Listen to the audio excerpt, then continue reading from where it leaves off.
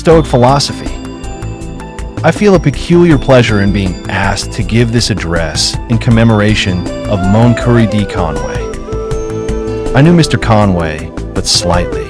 But when I was a boy and struggling with religious difficulties, his books were among those which brought me both comfort and liberation. And all those who in our generation are stirred either by their doubts or their convictions to a consciousness of duties not yet stamped by the approval of their community may well recognize him as one of their guiding beacons.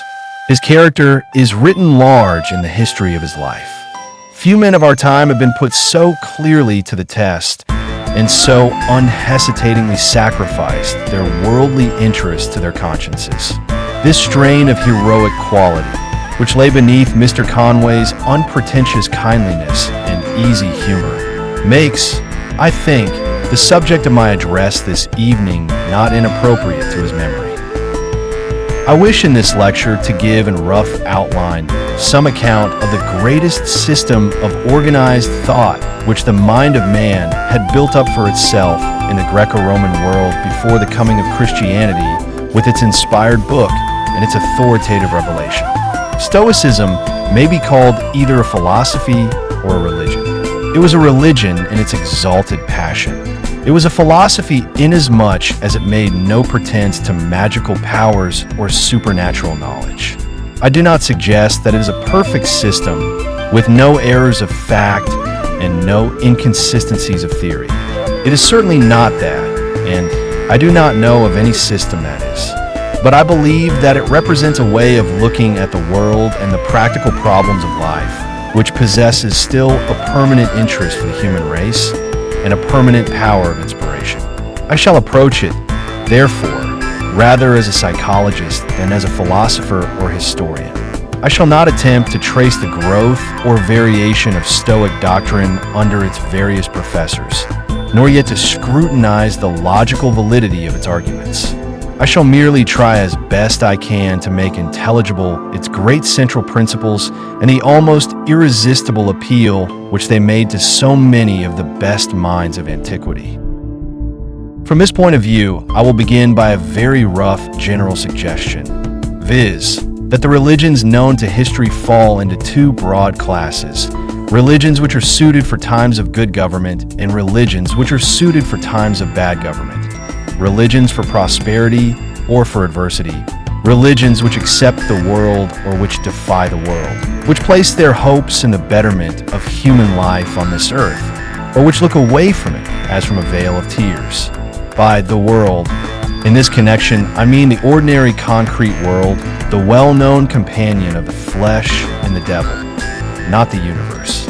For some of the religions which think most meanly of the world, they know have a profound admiration for all, or nearly all, those parts of the universe where they have not been. Now, to be really successful in the struggle for existence, a religion must suit both sets of circumstances. A religion which fails in adversity, which deserts you just when the world deserts you, would be a very poor affair. On the other hand, it is almost equally fatal for a religion to collapse as soon as it is successful. Stoicism, like Christianity, was primarily a religion for the oppressed, a religion of defense and defiance. But, like Christianity, it had the requisite power of adaptation. Consistently or inconsistently, it opened its wings to embrace the needs both of success and of failure. To illustrate what I mean, contrast for a moment the life of an active, practical, philanthropic, modern bishop with that of an anchorite like Saint Simeon Stylites, living in idleness and filth on the top of a large column. Or again, contrast the bishop's ideals with those of the author of the Apocalypse, abandoning himself to visions of a gorgeous reversal of the order of this evil world and the bloody revenges of the blessed. All three are devout Christians, but the bishop is working with a world of men, seeking its welfare and helping its practical needs. The other two are rejecting or cursing it. In somewhat the same way, we shall find that our two chief preachers of Stoicism are the one a lame and penniless slave to whom worldly success is as nothing, the other an emperor of Rome, keenly interested in good administration. The founder of the Stoic school, Zeno, came from Cilicia to Athens about the year 320 BC. His place of birth is perhaps significant. He was a Semite and came from the East. The Semite was apt in his religion to be fierier and more uncompromising than the Greek. The time of his coming is certainly significant. It was a time when landmarks had collapsed and human life was left, as it seemed, without a guide. The average man in Greece of the 5th century BC had two main guides and sanctions for his conduct of life: the welfare of his city and the laws and traditions of his ancestors. First the city, and next the traditional religion. And in the 4th century, both of these had fallen. Let us see how. Devotion to the city or community produced a religion of public service. The city represented a high ideal, and it represented supreme power. By 320 BC, the supreme power had been overthrown. Athens and all independent Greek cities had fallen before the overwhelming force of the great military monarchies of Alexander and his generals.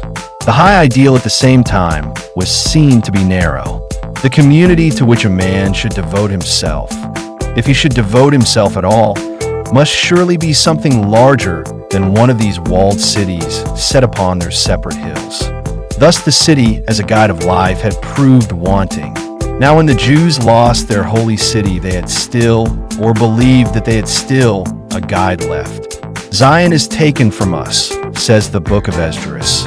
Nothing is left save the Holy One and his law. But Greece had no such law.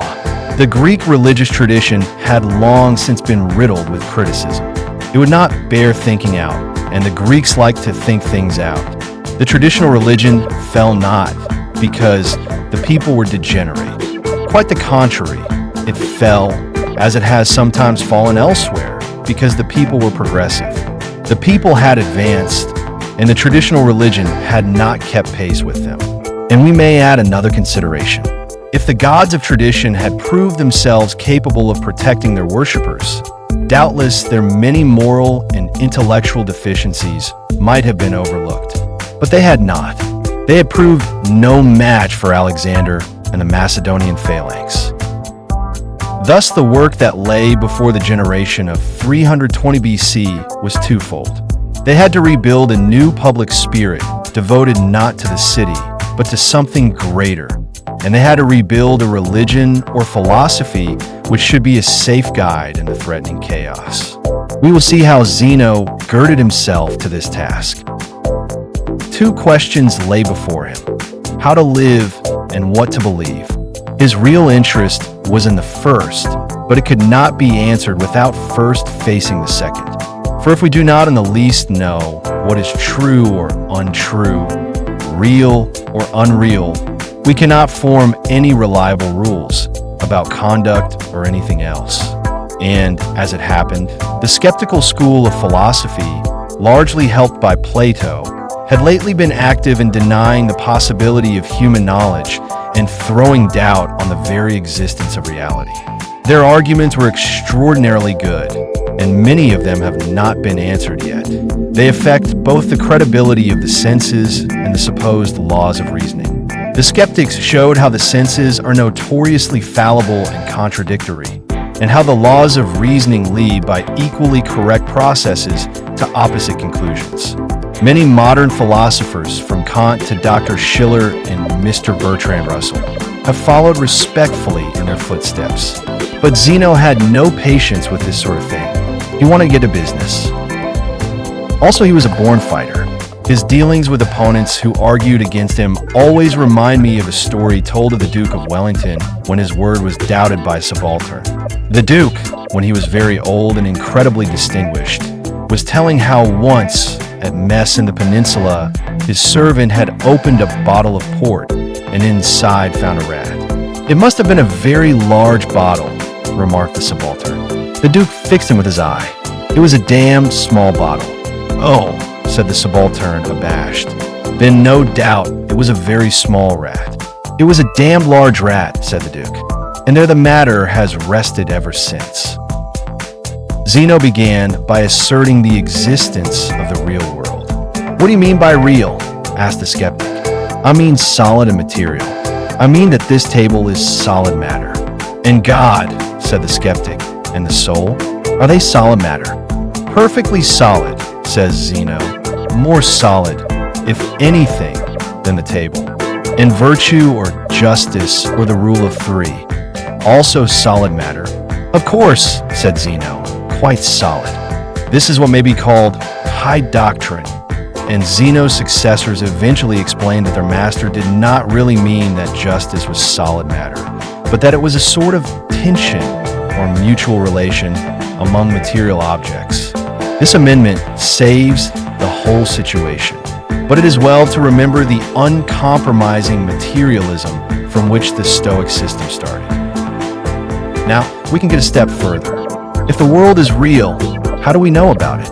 By the evidence of our senses. For the sense impression, here Stoics and Epicureans both followed the 5th century physicists, is simply the imprint of the real thing upon our mind stuff. As such, it must be true. In the few exceptional cases where we say that our senses deceive us, we speak incorrectly. The sense impression was all right. It is we who have interpreted it wrongly or received it in some incomplete way. What we need in each case is a comprehensive sense impression. The meaning of this phrase is not quite clear. I think it means a sense impression which grasps its object, but maybe one which grasps us, or which we grasp so that we cannot doubt it. In any case, when we get the real imprint of the object upon our senses, then this imprint is of necessity true. When the skeptics talk about a conjurer making our senses deceive us, or when they object that a straight stick put half underwater looks as if it were bent in the middle, they are talking inexactly. In such cases, the impression is perfectly true. It is the interpretation that may go wrong. Similarly, when they argue that reasoning is fallacious because men habitually make mistakes in it, they're confusing the laws of reasoning with the inexact use which people make of them. You might just as well say that twice 2 is not 4, or that 7 times 7 is not 49, because people often make mistakes in doing arithmetic. Thus we obtain a world which is in the first place real and in the second knowable. Now we can get to work on our real philosophy, our doctrine of ethics and conduct.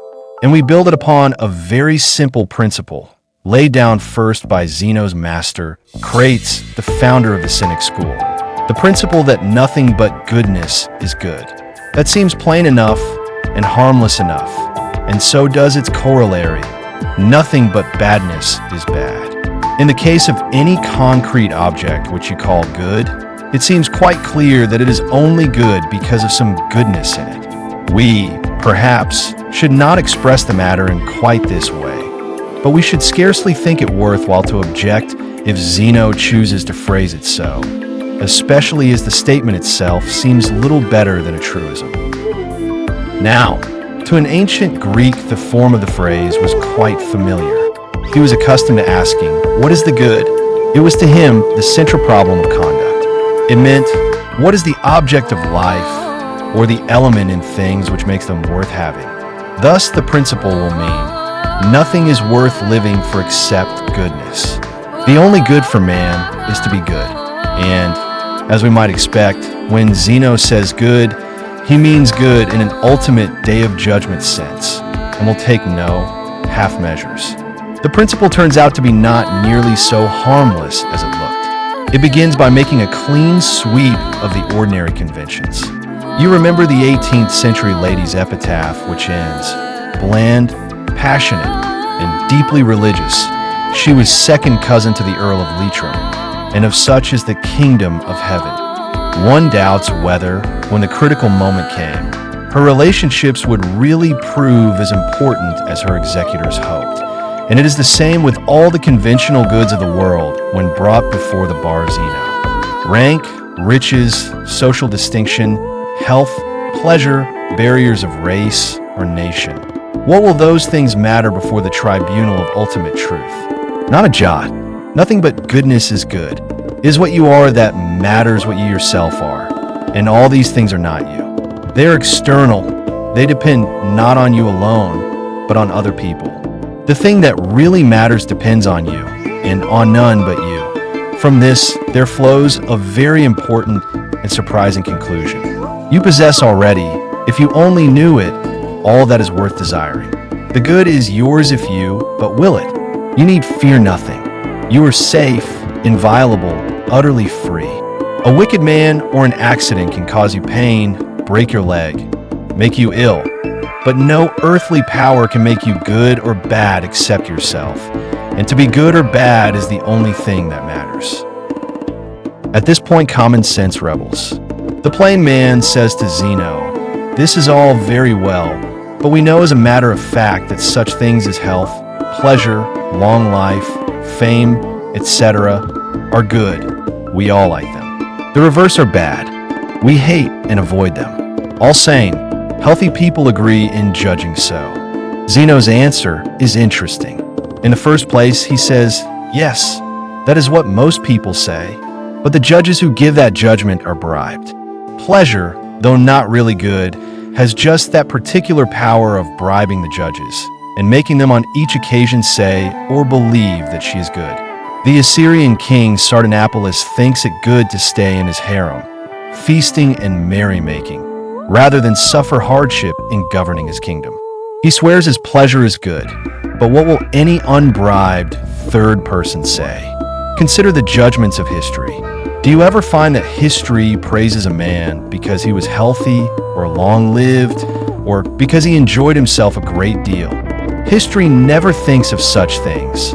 They are valueless and disappear from the world's memory. The thing that lives is a man's goodness, his great deeds, his virtue, or his heroism. If the questioner was not quite satisfied, Zeno used another argument.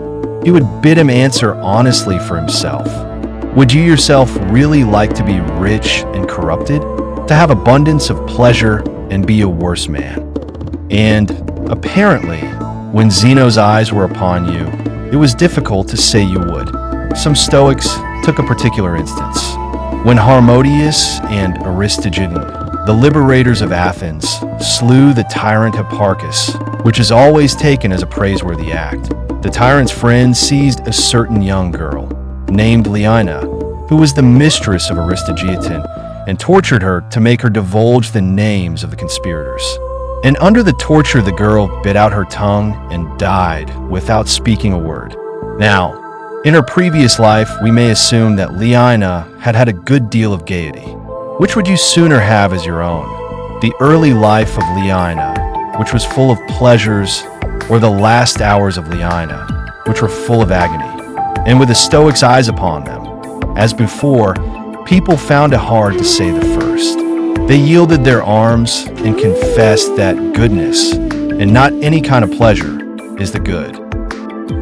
But now comes an important question, and the answer to it, I will venture to suggest, just redeems Stoicism from the danger of becoming one of those inhuman cast-iron systems by which mankind may be browbeaten, but against which it secretly rebels. What is goodness? What is this thing which is the only object worth living for? Zeno seems to have been a little impatient of the question. We know quite well. Everybody knows who is not blinded by passion or desire. Still, the school consented to analyze it, and the profound common sense and reasonableness of average Greek thought expressed the answer in its own characteristic way. Let's see in practice what we mean by good. Take a good bootmaker, a good father, a good musician, a good horse, a good chisel. You will find that each one of them has some function to perform, some special work to do, and a good one does the work well. Goodness is performing your function well. But when we say, well, we are still using the idea of goodness, what do we mean by doing it well? Here the Greek falls back on a scientific conception which had great influence in the 5th century BC and, somewhat transformed and differently named, has regained it in our own days. We call it evolution. The Greeks called it physis, a word which we translate by nature, but which seems to mean more exactly growth, or the process of growth. 1. It is physis which gradually shapes or tries to shape every living thing into a more perfect form. It shapes the seed by infinite and exact gradations into the oak, the blind puppy into the good hunting dog, the savage tribe into the civilized city. If you analyze this process, you find that fusis is shaping each thing towards the fulfillment of its own function, that is, towards the good. Of course, fusis sometimes fails. Some of the blind puppies die. Some of the seeds never take root. Again, when proper development has been reached, it is generally followed by decay. That, too, seems like a failure in the work of fusis. I will not consider these objections now. They would take us too far afield, and we shall need a word about them later. Let us in the meantime accept this conception of a force very like that which most of us assume when we speak of evolution. Especially, perhaps, it is like what Bergson calls la vie or Lilienvital at the back of L'Evolution Creatrix. Though to the Greeks, it seems still more personal and vivid, a force which is present in all the live world and is always making things grow towards the fulfillment of their utmost capacity. We see now what goodness is. It is living or acting according to fusis, working with fusis in her eternal effort towards perfection. You will notice, of course, that the phrase means a good deal more than we usually mean by living according to nature. It does not mean living simply or living like the natural man. It means living according to the spirit which makes the world grow and progress. This fusis becomes in Stoicism the center of much speculation and much effort at imaginative understanding. It is at work everywhere. It is like a soul or a life force running through all matter as the soul or life of a man runs through all his limbs. It is the soul of the world. Now, it so happened that in Zeno's time, the natural sciences had made a great advance, especially astronomy, botany, and natural history. This fact had made people familiar with the notion of natural law. Law was a principle which ran through all the movements of what they called the cosmos or ordered world. Thus, fusis, the life of the world, is, from another point of view, the law of nature. It is the great chain of causation by which all events occur, for the fusis which shapes things towards their end acts always by the laws of causation. Fusis is not a sort of arbitrary personal goddess, upsetting the natural order. Fusis is the natural order, and nothing happens without a cause. A natural law, yet a natural law, which is alive, which is itself life. It becomes indistinguishable from a purpose, the purpose of the great world process. It is like a foreseeing, for thinking power pronoia. Our common word providence is the Latin translation of this pronoia, though of course its meaning has been rubbed down and cheapened in the process of the ages. As a principle of providence or forethought, it comes to be regarded as God, the nearest approach to a definite personal God, which is admitted by the austere logic of Stoicism. And since it must be in some sense material, it is made of the finest material there is. It is made of fire, not ordinary fire, but what they called intellectual fire. A fire which is present in a warm, live man and not in a cold, dead man. A fire which has consciousness and life and is not subject to decay. This fire, fusis, God, is in all creation. We are led to a very definite and complete pantheism. The skeptic begins to make his usual objections. God in worms, he asks. God in fleas and dung beetles? And, as usual, the objector is made to feel sorry that he spoke. Why not? The Stoic answers. Cannot an earthworm serve God? Do you suppose that it is only a general who is a good soldier? Cannot the lowest private or camp attendant fight his best and give his life for his cause? Happy are you if you are serving God and carrying out the great purpose as truly as such and such an earthworm. That is the conception. All the world is working together. It is all one living whole with one soul through it. And, as a matter of fact, no single part of it can either rejoice or suffer without all the rest being affected. The man who does not see that the good of every living creature is his good The hurt of every living creature is hurt, is one who willfully makes himself a kind of outlaw or exile. He is blind or a fool. So we're led up to the great doctrine of the later Stoics, the sigma upsilon mu pi alpha theta epsilon alpha tau nu lambda omega nu, or sympathy of the whole, a grand conception, the truth of which is illustrated in the ethical world by the feelings of good men, and in the world of natural science. We moderns may be excused for feeling a little surprised by the fact that the stars twinkle. It is because they are so sorry for us, as well they may be. Thus goodness is acting, according to Fusis, in harmony with the will of God. But here comes an obvious objection. If God is all, how can anyone do otherwise? God is the omnipresent law. God is all nature. No one can help being in harmony with him. The answer is that God is an all except in the doings of bad men. For man is free. How do we know that? Why, by a catopedicophantasia, a comprehensive sense impression which it is impossible to resist. Why it should be, so we cannot tell. God might have preferred chained slaves for his fellow workers, but as a matter of fact, he preferred free men. Man's soul, being actually a portion of the divine fire, has the same freedom that God himself has. He can act either with God or against him, though, of course, when he acts against him, he will ultimately be overwhelmed. Thus, Stoicism grapples with a difficulty which no religion has satisfactorily solved. You will have observed that by now we have worked out two quite different types of Stoic, one who defies the world and one who works with the world. And, as in Christianity, both types are equally orthodox. We have first the scorner of all earthly things. Nothing but goodness is good, nothing but badness bad. Pain, pleasure, health, sickness, human friendship, and affection are all indifferent. The truly wise man possesses his soul in peace. He communes with God. He always, with all his force, wills the will of God. Thus, everything that befalls him is a fulfillment of his own will and good, a type closely akin to the early Christian ascetic or the Indian saint. And in the second place, we have the man who, while accepting the doctrine that only goodness is good, lays stress upon the definition of goodness. It is acting according to Fusis, in the spirit of that purpose or forethought which, though sometimes failing, is working always unrestingly for the good of the world, and which needs its fellow workers. God is helping the whole world. You can only help a limited fraction of the world, but you can try to work in the same spirit.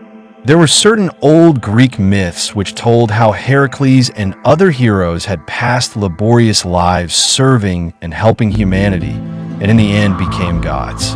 The Stoics used such myths as allegories. That was the way to heaven. That was how a man may at the end of his life become not a dead body, but a star. In a magnificent phrase which Pliny translates from a Greek Stoic, God is that, and nothing but that.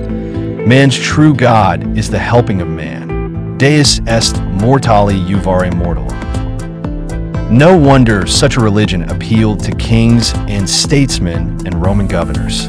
Nearly all the successors of Alexander, we may say all the principal kings in existence in the generations following Zeno, professed themselves Stoics. And the most famous of all Stoics, Marcus Aurelius, found his religion not only in meditation and religious exercises, but in working some 16 hours a day for the good practical government of the Roman Empire. Is there any real contradiction or inconsistency between the two types of Stoic virtue? On the surface, certainly there seems to be, and the school felt it and tried in a very interesting way to meet it. The difficulty is this. What is the good of working for the welfare of humanity if such welfare is really worthless? Suppose, by great labor and skill, you succeed in reducing the death rate of a plague-stricken area. Suppose you make a starving countryside prosperous. What is the good of it all if health and riches are in themselves worthless and not a whit better than disease and poverty? The answer is clear and uncompromising. A good bootmaker is one who makes good boots. A good shepherd is one who keeps his sheep well. And even though good boots are, in the day of judgment sense, entirely worthless, and fat sheep know wit better than starved sheep, yet the good bootmaker or good shepherd must do his work well, or he will cease to be good. To be good, he must perform his function. And in performing that function, there are certain things that he must prefer to others, even though they are not really good. He must prefer a healthy sheep or a well-made boot to their opposites. It is thus that nature, or Phusis, herself works when she shapes the seed into the tree, or the blind puppy into the good hound. The perfection of the tree or hound is in itself indifferent, a thing of no ultimate value. Yet the goodness of nature lies in working for that perfection. Life becomes, as the Stoics more than once tell us, like a play which is acted or a game played with counters. Viewed from outside, the counters are valueless, but to those engaged in the game, their importance is paramount. What really and ultimately matters is that the game shall be played as it should be played. God, the eternal dramatist, has cast you for some part in his drama and hands you the role. It may turn out that you are cast for a triumphant king. It may be for a slave who dies of torture. What does that matter to the good actor? He can play either part. His only business is to accept the role given him and to perform it well. Similarly, life is a game of counters. Your business is to play it in the right way. He who set the board may have given you many counters. He may have given you few. He may have arranged that, at a particular point in the game, most of your men shall be swept accidentally off the board. You will lose the game, but why should you mind that? It is your play that matters, not the score that you happen to make. He is not a fool to judge you by your mere success or failure. Success or failure is a thing he can determine without stirring a hand. It hardly interests him. What interests him is the one thing which he cannot determine, the action of your free and conscious will. This view is so sublime and so stirring that at times it almost deadens one's power of criticism. Let us see how it works in a particular case. Suppose your friend is in sorrow or pain. What are you to do? In the first place, you may sympathize, since sympathy runs all through the universe. And if the stars sympathize, surely you yourself may. And of course you must help. That is part of your function. Yet, all the time, while you're helping and sympathizing, are you not bound to remember that your friend's pain or sorrow does not really matter at all? He is quite mistaken in imagining that it does. Similarly, if a village in your district is threatened by a band of robbers, you will rush off with soldiers to save it. You will make every effort. You will give your life if necessary. But suppose, after all, you arrive too late and find the inhabitants with their throats cut and the village in ruins. Why should you mind? You know it does not matter a straw whether the villagers' throats are cut or not cut. All that matters is how they behaved in the hour of death. Mr. Bevan, whose studies of the Stoics and Skeptics form a rare compound of delicate learning and historical imagination, says that the attitude of the Stoic in a case like this is like that of a messenger boy sent to deliver a parcel to someone, with instructions to try various addresses in order to find him. The good messenger boy will go duly to all the addresses, but if the addressee is not to be found at any of them, what does that matter to the messenger boy? He has done his duty, and the parcel itself has no interest for him. He may return and say he is sorry that the man cannot be found, but his sorrow is not heartfelt. It is only a polite pretense. The comparison is a little hard on the Stoics. No doubt they are embarrassed at this point between the claims of high logic and of human feeling, but they meet the embarrassment bravely. You will suffer in your friend's suffering, says Epictetus. Of course you will suffer. I do not say that you must not even groan aloud. Yet in the center of your being, do not groan. Sothen medi mistenax. It is very like the Christian doctrine of resignation. Man cannot but suffer for his fellow man. Yet a Christian is told to accept the will of God and believe that ultimately, in some way which he does not see, the judge of the world has done right. Finally, what is to be the end after this life of Stoic virtue.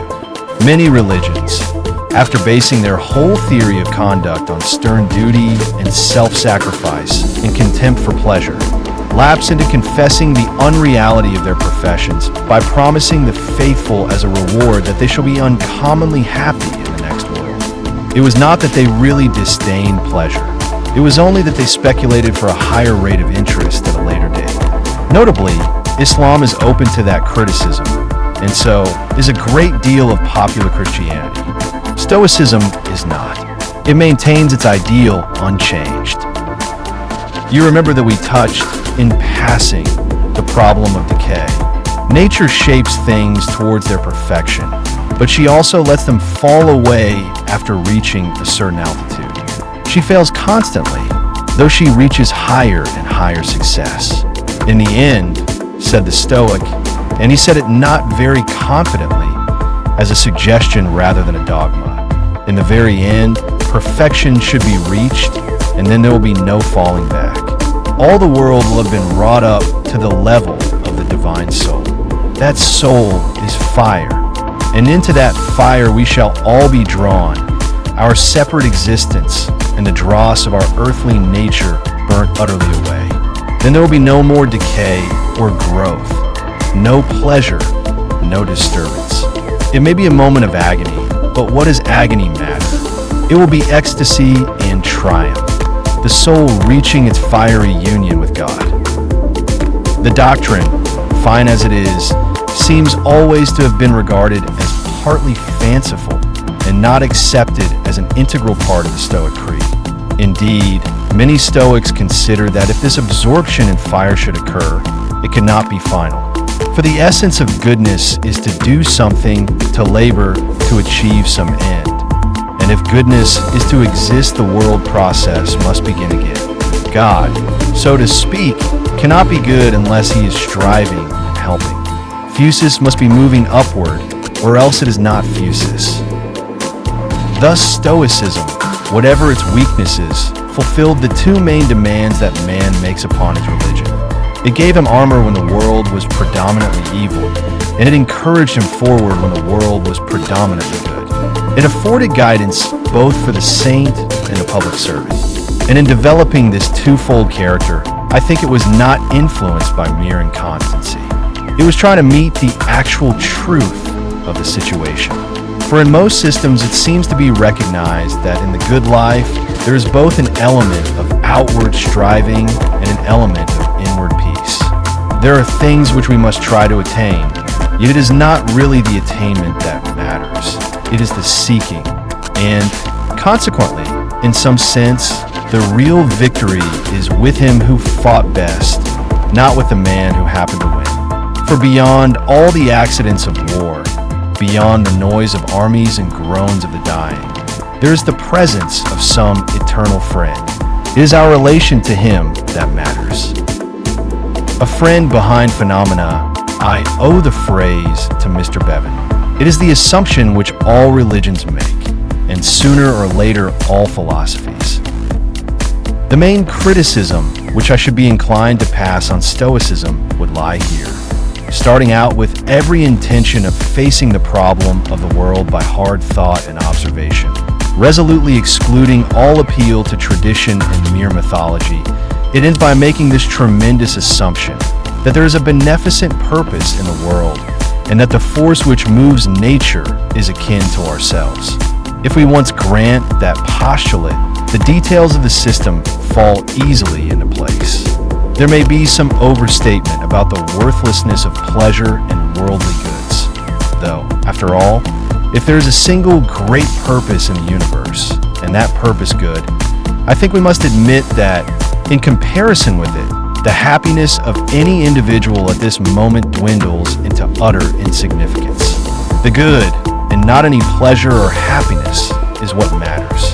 If there is no such purpose, well, then the problem must all be stated afresh from the beginning. A second criticism, which is passed by modern psychologists on the Stoic system, is more searching but not so dangerous. The language of Stoicism, as of all ancient philosophy, was based on a rather crude psychology. It was over-intellectualized, It paid too much attention to fully conscious and rational processes, and too little attention to the enormously larger part of human conduct, which is below the level of consciousness. It saw life too much as a series of separate mental acts, and not sufficiently as a continuous, ever-changing stream. Yet a very little correction of statement is all that it needs. Stoicism does not really make reason into a motive force. It explains that an impulse, or Romeu, of physical or biological origin rises in the mind, prompting to some action, and then reason gives or withholds its assent, sigma upsilon gamma kappa alpha tau theta epsilon sigma iota. There is nothing seriously wrong here. Other criticisms, based on the unreality of the ideal wise man, who acts without desire and makes no errors, seem to me of smaller importance. They depend chiefly on certain idioms or habits of language, which, though not really exact, convey a fairly correct meaning to those accustomed to them. But the assumption of the eternal purpose stands in a different category. However much refined away, it remains a vast assumption. We may discard what Professor William James used to call monarchical deism, or our own claim to personal immortality.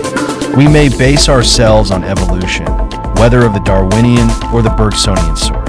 But we do seem to find, not only in all religions, but in practically all philosophies, some belief that man is not quite alone in the universe, but is met in his endeavors towards the good by some external help or sympathy. We find it everywhere in the unsophisticated man. We find it in the unguarded self-revelations of the most severe and conscientious atheists. Now, the Stoics, like many other schools of thought, drew an argument from this consensus of all mankind. It was not an absolute proof of the existence of the gods or providence, but it was a strong indication. The existence of a common instinctive belief in the mind of man gives at least a presumption that there must be a good cause for that belief. This is a reasonable position. There must be some such cause, but it does not follow that the only valid cause is the truth of the content of the belief. I cannot help suspecting that this is precisely one of those points on which Stoicism, in company with almost all philosophy up to the present time, has gone astray through not sufficiently realizing its dependence on the human mind as a natural biological product. For it is very important in this matter to realize that the so-called belief is not really an intellectual judgment, so much as a craving of the whole nature. It is only of very late years that psychologists have begun to realize the enormous dominion of those forces in man of which he is normally unconscious. We cannot escape as easily as these brave men dream from the grip of the blind powers beneath the threshold.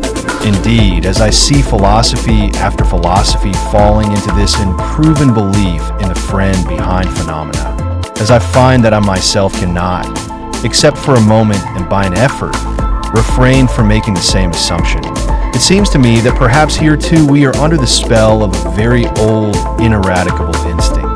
We are gregarious animals. Our ancestors have been such for countless ages.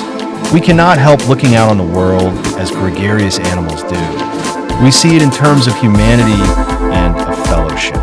Students of animals under domestication have shown us how the habits of a gregarious creature, taken away from his kind, are shaped in 1,000 details by reference to the lost pack, which is no longer there, the pack which a dog tries to smell his way back to all the time he is out walking, the pack he calls to for help when danger threatens.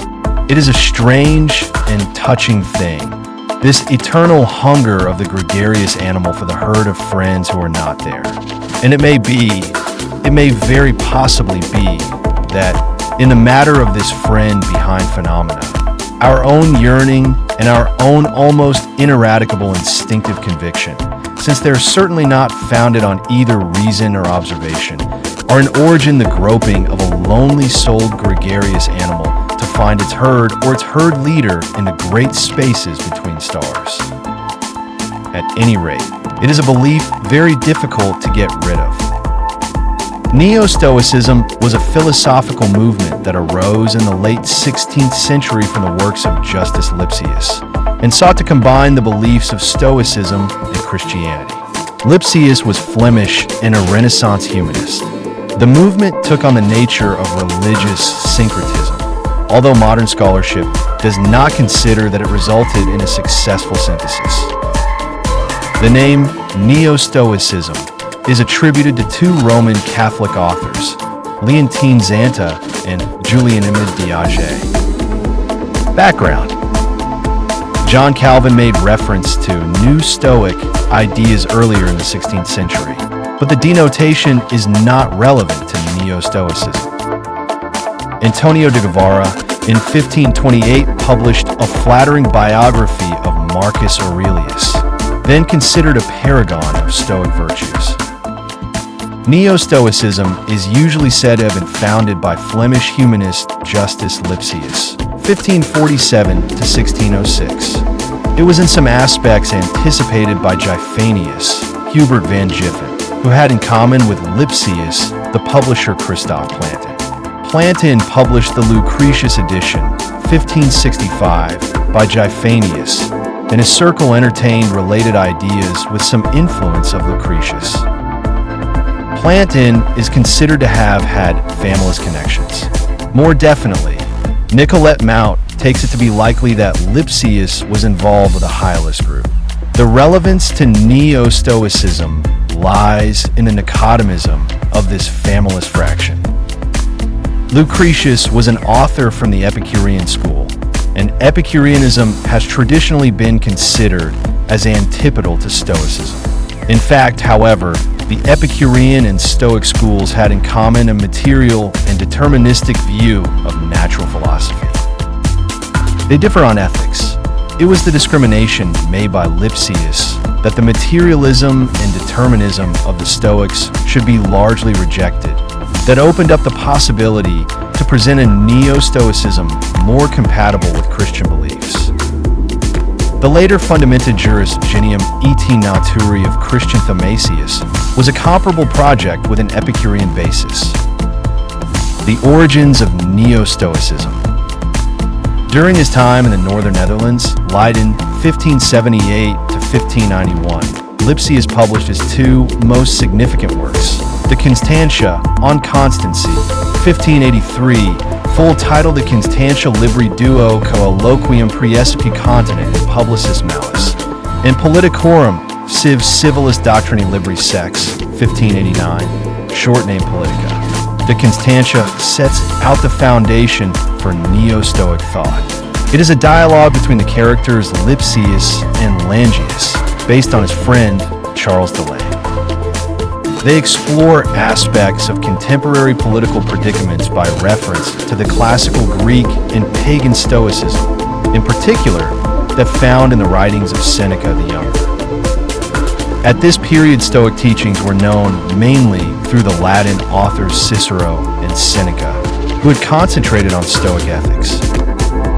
Both Lipsius and Michel de Montaigne found interesting in Seneca the treatment of the concepts of apatheia and ataraxia, largely to the exclusion of Cicero's handling of Stoic ethical concepts, and innovated with an emphasis on self-preservation and management of the passions.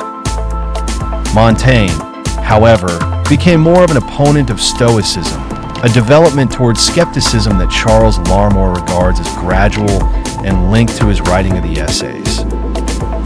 Lipsius was introduced to Seneca by Muritus, a celebrated stylist of humanist Latin, who wrote that some of Stoic doctrine was foolishness. Lipsius, on the other hand, took an interest in reconciling Christian and Stoic morality, bringing in the writings of Epictetus. He did so during the early years of the 80 Years' War, and in response to the troubled times in the Low Countries it caused. His systematized version had standing for some 2 centuries. Both Lipsius and his reading of Seneca provoked criticisms of Stoicism in general, which later scholarship has countered by the recovery of original Stoic texts. As Sellers puts it, a neo-Stoic is a Christian who draws on Stoic ethics, but rejects those aspects of Stoic materialism and determinism that contradict Christian teaching. Lipsius further developed Neo-Stoicism in his treatises Manuductiones ad Stoicam Philosophiam, Introduction to Stoic Philosophy, and Physiologia Stoicorum, Stoic Physics, both published in 1604. Jonathan Israel considers these works to be appeals to Netherlanders to reject patriotism and confessional zealotry, instead working within a moral and political framework around peaceful actions and preservation of good order. The setting has led to Neo-Stoicism, which became fashionable, being labeled a crisis philosophy. Neo-Stoic authors. The work of Guillaume du Vair, Trait de la Constance, 1594, was another important influence in the Neo-Stoic movement. Where Lipsius had mainly based his work on the writings of Seneca, du Vair emphasized Epictetus. Pierre Charon came to a Neo-Stoic position through the impact of the French Wars of Religion. He made a complete separation of morality and religion. Neo-Stoic practical philosophy.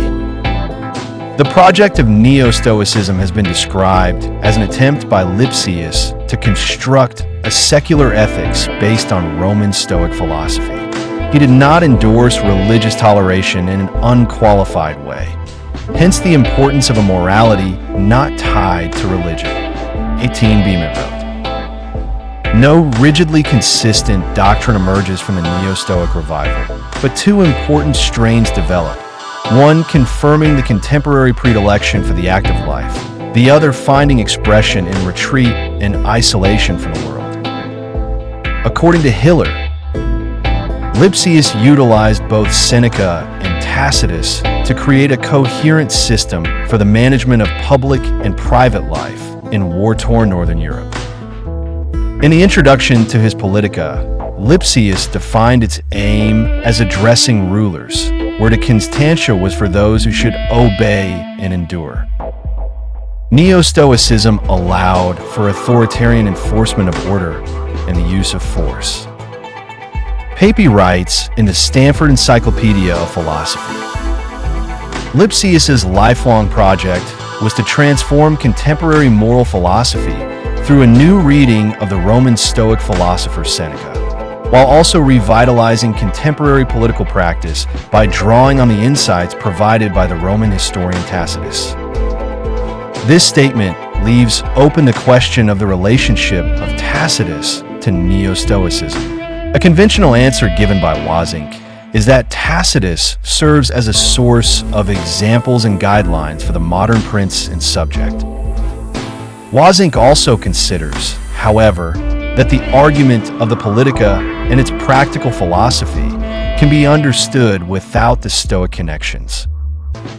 Neo-Stoicism held that the basic rule of good life is that a person should not yield to the passions, but submit to God.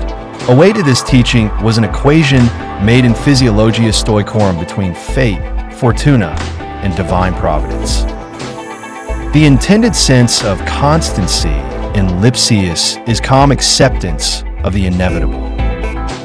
But in fact, in the Constantia, Lipsius follows Boethius, Consolations of Philosophy, Book 4, and later Christian teachings to distinguish between divine providence and fate, the prima causa in nature.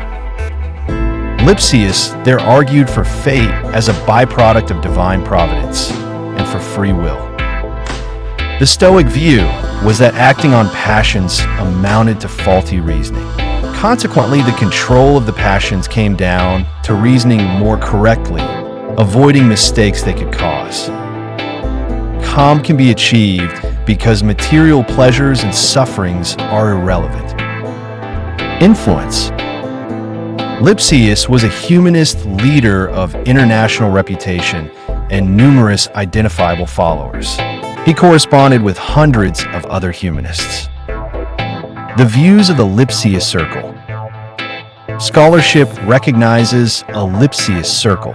The terms Lipsian and Lipsianism are used, the latter in reference in particular to his influence in Central and Eastern Europe. Wozink notes that Lipsian at times is used as if it were a synonym for neo-Stoic, while covering all the thought of Lipsius. Maurice de Wolfe, writing in his Histoire de la philosophie médiévale, 1900, took the view that Lipsius was an erudite rather than a philosopher, founded no school, and had few disciples, mentioning only Caspar Schopp.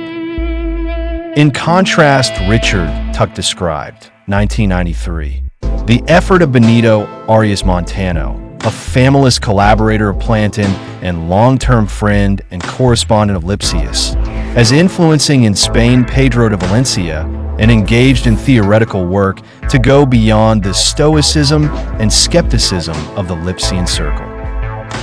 Aside from Neo-Stoicism, Lipsius impressed others also with his Latin style, scholarly editions, and political thinking. Charles Nauer cast doubt on whether there was a broad-based movement attached to Neo-Stoicism, commenting on revived forms of ancient philosophy, including voguish Neo-Stoicism as the essence of Roman moral earnestness, that none gained a profound hold on the conscience of more than a few scattered individuals. In the first chapter of his book, Philosophic Pride, Stoicism and Political Thought from Lipsius to Rousseau, Brooke questions whether as much of the political thought of Lipsius should be attributed definitely to Neo-Stoicism as had been asserted by Gerhard Ostrich. Literature. Neo-Stoicism had a direct influence on later writers, particularly in Spain and England. Among Spanish writers there were Francisco de Quevedo and Juan de Vera y Figueroa, among English writers Francis Bacon and Joseph Hall. Later in France, there were Montesquieu and Bossuet. According to Saarinen, Neo-Stoic ideas are relevant to many Calvinist authors, of whom he mentions Theodor Zwinger. In the Habsburg monarchy, Francisco Sanchez de las Brazas promoted Neo-Stoicism in Spain as an editor of an Epictetus edition published in 1600. Later, Quevedo published his Doctrina Stoica, 1635, continuing efforts to bridge the gap between Stoicism and Christian beliefs. Virgilio Malvezzi, called the Seneca of the Italian language by Benedetto Croce, was a member of the Italian coterie at Philip IV court during this same period. During the lifetime of Lipsius, the Habsburg monarchy, which included the Spanish Netherlands, had capitals at Madrid and Prague. Lipsius was widely read in Bohemia and Hungary. Rudolf II, Holy Roman Emperor, did not approve of the warlike Spanish policy in the Netherlands, thought of as within the empire of Philip II of Spain. Zdenek Vojtek Popel Zlobkovic, 1568 to 1628, read much in Lipsius. Nicholas Vernelius, who became historiographer to Ferdinand III, Holy Roman Emperor drew in his Institutiones Politicae on Neo-Stoicism, and its revised version by Adam Kontsant, a Jesuit follower of Lipsius. János Rimui was a Hungarian Neo-Stoic poet interested in a national revival in Hungary. In England, translations into English of basic Neo-Stoic works by Lipsius and Du Ver appeared in the 1590s, and Thomas Lodge translated Seneca's Moral Works, 1614. The translation of the De Constantia by Sir John Stradling, 1st Baronet, was well received in aristocratic circles. Joseph Hall's 1606 book Heaven Upon Earth, 1606, adopted the fashionable vogue for Neo-Stoicism. It was published a year after a visit to the Netherlands. Hall made as chaplain to Sir Edmund Bacon. Hall's biographer Huntley comments that his Neo-Stoicism is more Christian than Senecan, and that he also uses Ramism. Kevin Sharp, in his study of the reading of Sir William Drake, 1st Baronet, noted that both reading and a stay in the Netherlands appeared to have led him to be influenced by the fashionable Neo-Stoicist humanist writings of Justus Lipsius and his disciples. Sharp mentions also that Sir Roger Townsend, 1st Baronet, had a work by Lipsius in his library. John Eliot in the Tower of London, and frustrated with politics, around 1630 acquired the Constantia. Edward Herbert of Cherbury built on Neo-Stoicism, an early system of deism. Thomas Goodtaker published in 1652 an edition of the Meditations of Marcus Aurelius with a large biblical apparatus intended for Christian readers.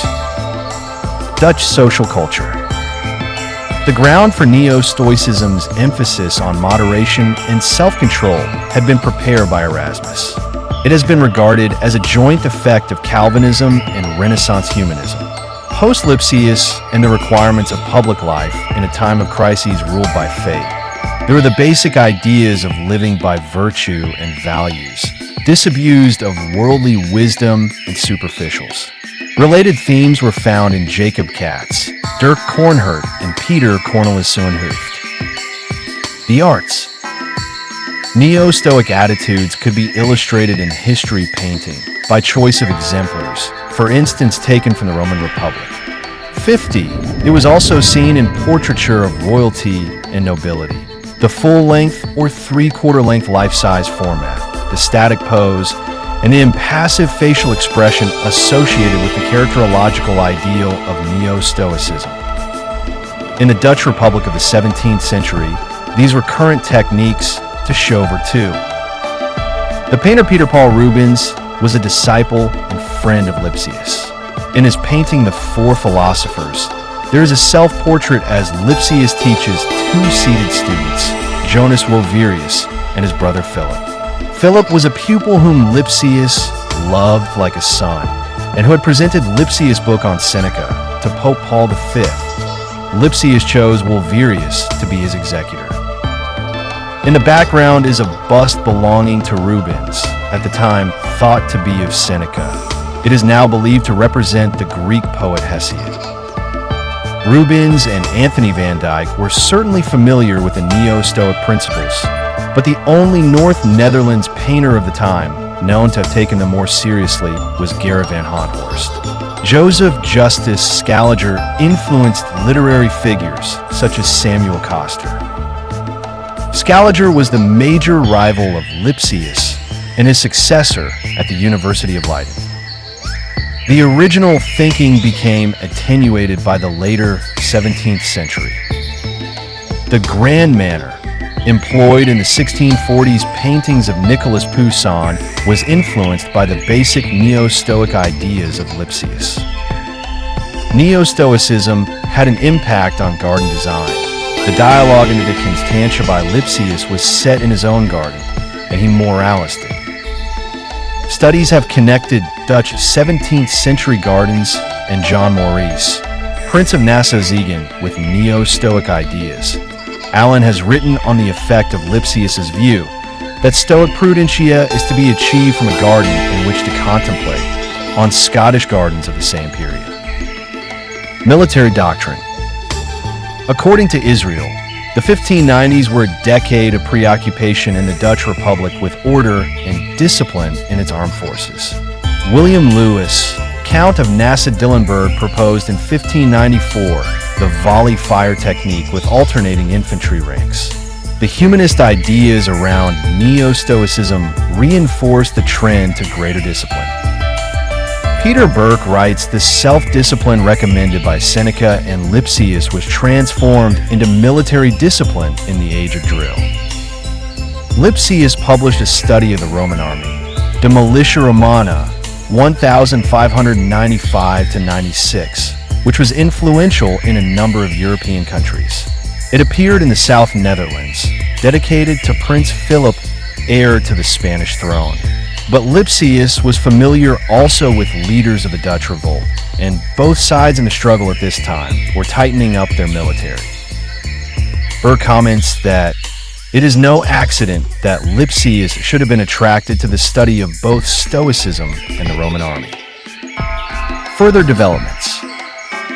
There are parallels between the political thought of Lipsius and that of Giovanni Botero, author of The Reason of State.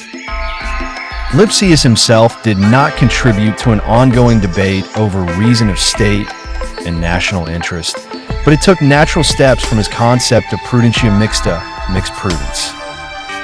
It grew in the same climate of development based on skepticism, Tacitus, and the thought of Machiavelli, from which his political ideas and military doctrines arose.